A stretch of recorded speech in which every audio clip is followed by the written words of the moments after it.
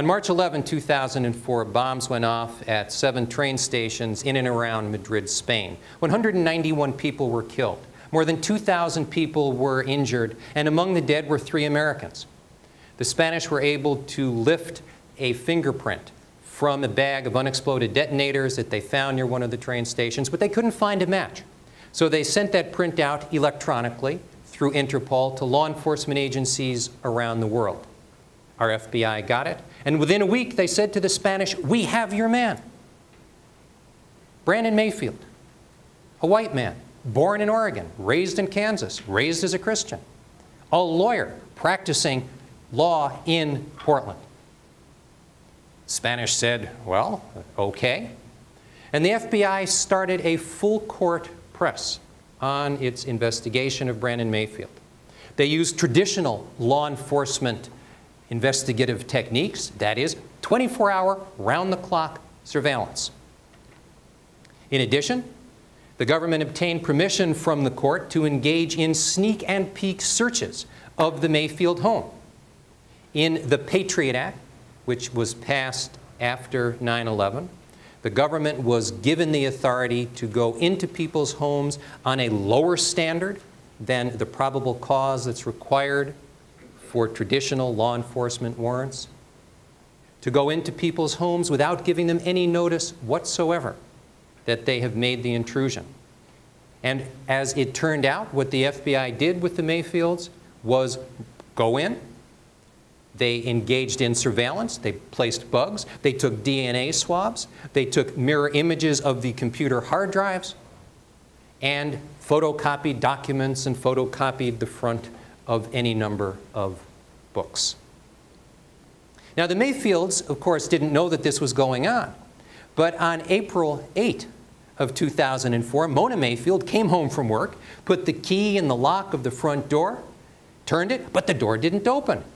Someone had thrown a deadbolt that the Mayfields never used. Well, Mona called Brandon. "Brandon, did you come home for lunch today?" "No." When the kids came home that night, the question was, "Did any of you kids cut school today?" "No, no, Ma, no, Dad." Something was wrong, because when Mona had gotten into the house, she saw all the digital clocks blinking. Someone had monkeyed with the electricity, but nothing had been taken. And they did not know that things had actually been copied and that bugs had been left.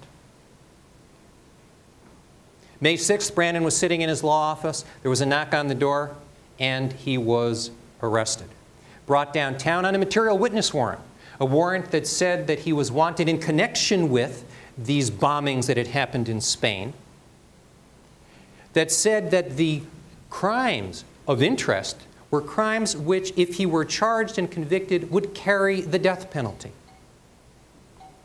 And the affidavit that was filed in support of the warrant when we saw it the next day, when I met Brandon for the first time, said there was probable cause for the arrest because the FBI had made this 100% fingerprint identification. But it didn't stop there. It went on to say there was probable cause to arrest him because he was a Muslim. He'd been seen attending a mosque, that he was married to an Egyptian who was also a Muslim. And the affidavit said he was a lawyer who had represented a man, one of the Portland Six, who had been convicted of a terrorism offense. And that man had been represented in a child custody battle. Yes, that was in there.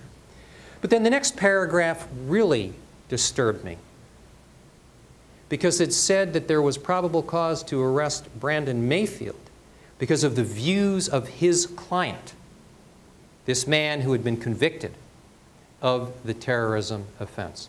Now, the reality is that in my career, I have often represented people whose views I disagree with. But here was the government presenting to the court a legal document justifying the arrest of a United States citizen based on the views of one of his clients.